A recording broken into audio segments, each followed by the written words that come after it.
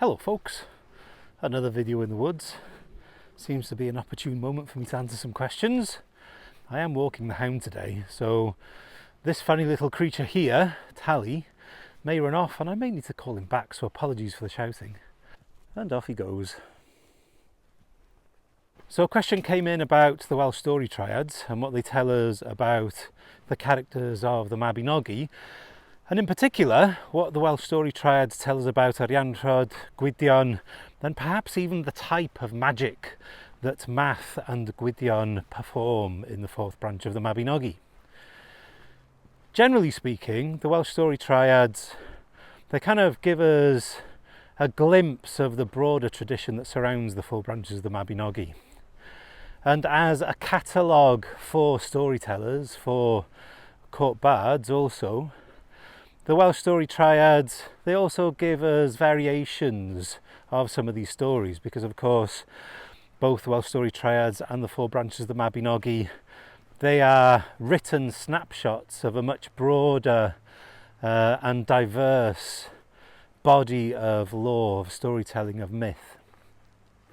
And of course most of the stories of the past, most of the myths of antiquity have not been recorded, and we find hints and clues to some of these lost stories in the Welsh story triads.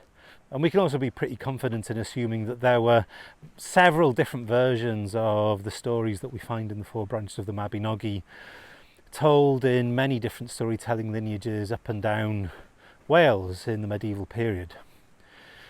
So it's not necessarily going to be the case that the information we find in the Welsh story triads is going to agree with or corroborate what we find in the four branches. Sometimes it does, but other times it doesn't. Sometimes the Welsh story triads are referring to slightly different versions of the stories we have in the four branches. So for example, the character of Pryderi from the first and third and fourth branches of the Mabinogi appears to be slightly different in the Welsh story triads. There appears to be a slightly different story told about him with regards to the magical pigs, but more on that in a different video. To come back to the characters of Arianrhod and Gwydion from the fourth branch, specifically what the Welsh story triads tell us about the character of Arianrhod is that, at least in one lineage of the storytelling tradition, she was the daughter of a character known as Beli. And the character of Beli is really a conflation of what appears to be lots of different historical, perhaps legendary and mythical characters. Perhaps the most important being Cunobelina, who was a pre-Roman Brythonic king, a king of the Catevaloni tribe down in what's currently the southeast of England.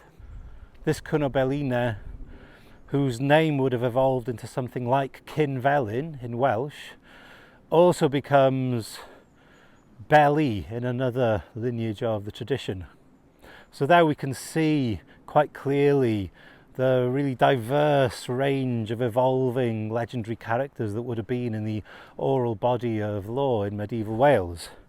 Cunobelina evolving into both Cynfelyn and Beli Mawr and Beli son of Monogan.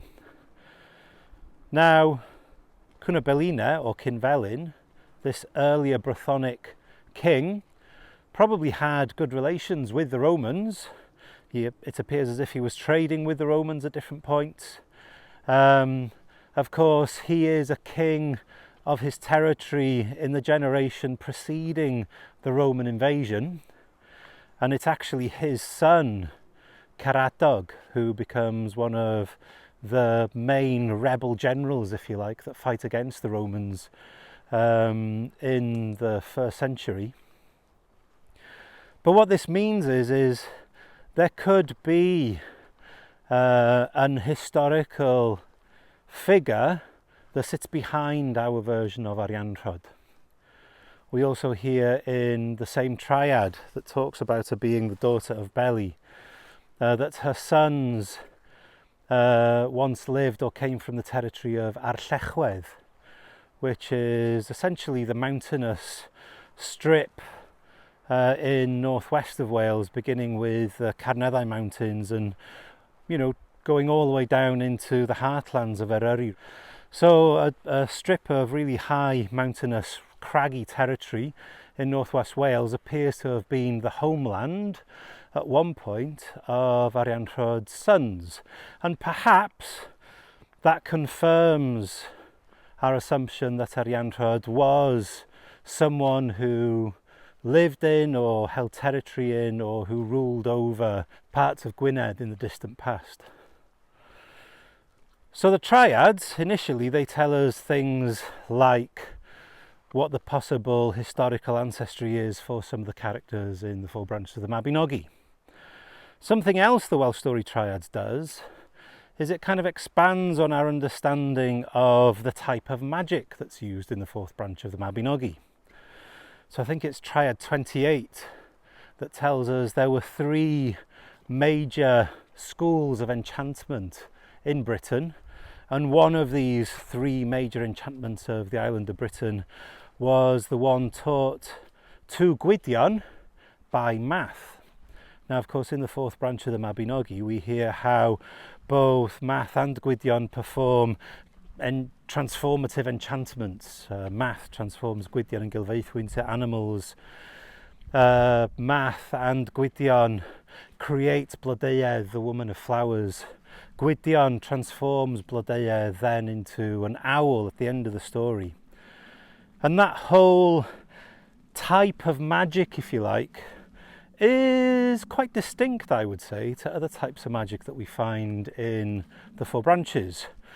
Although related, as I'll discuss in a moment, it's also unique or specific to Math and Gwydion.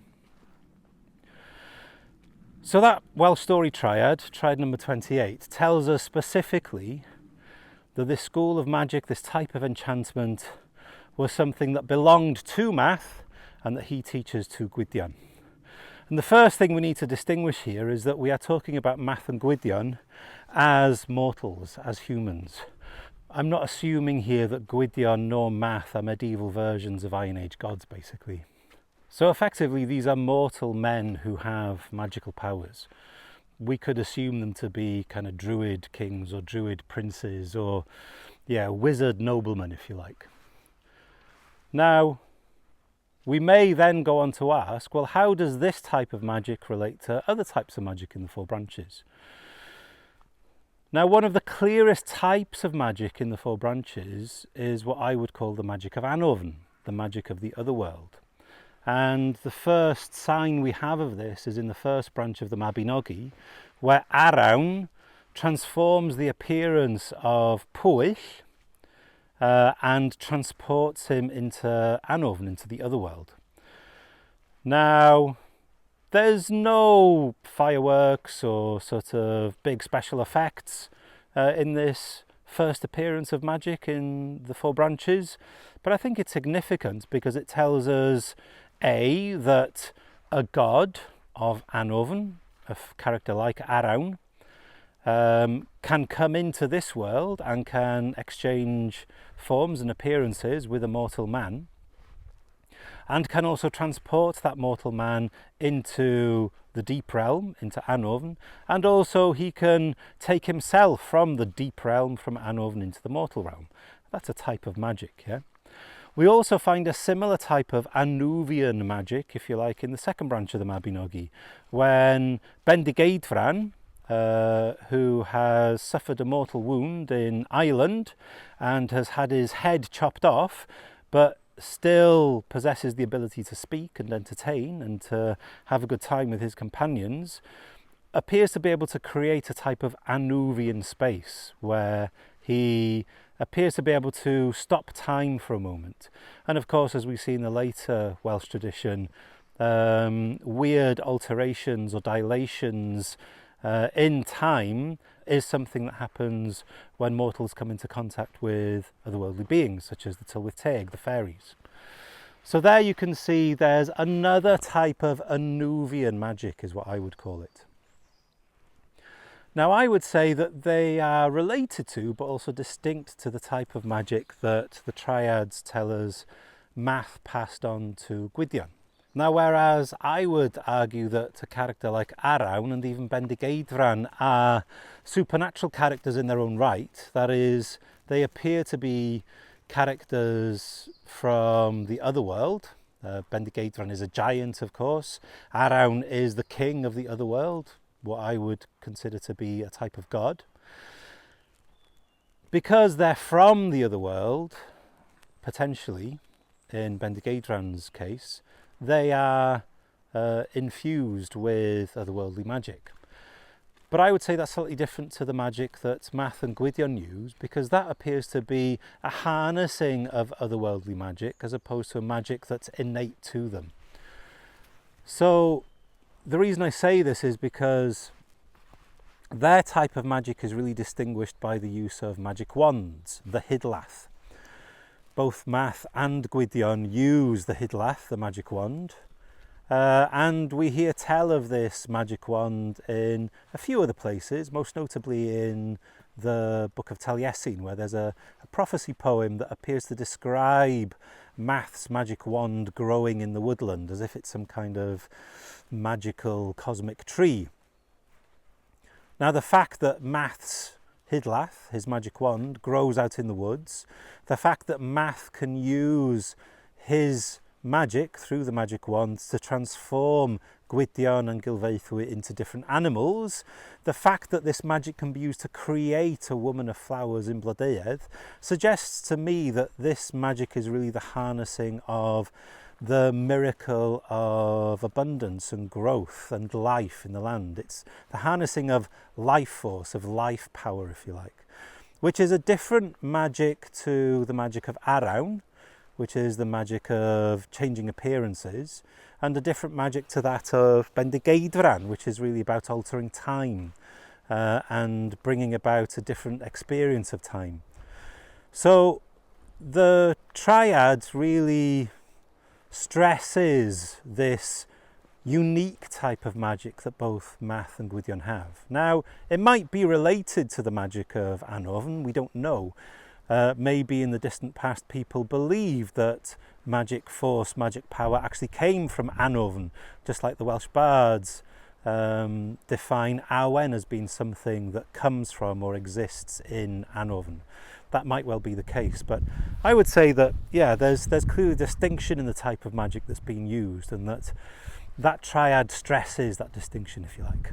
Okay, hope that helps. Ta-da!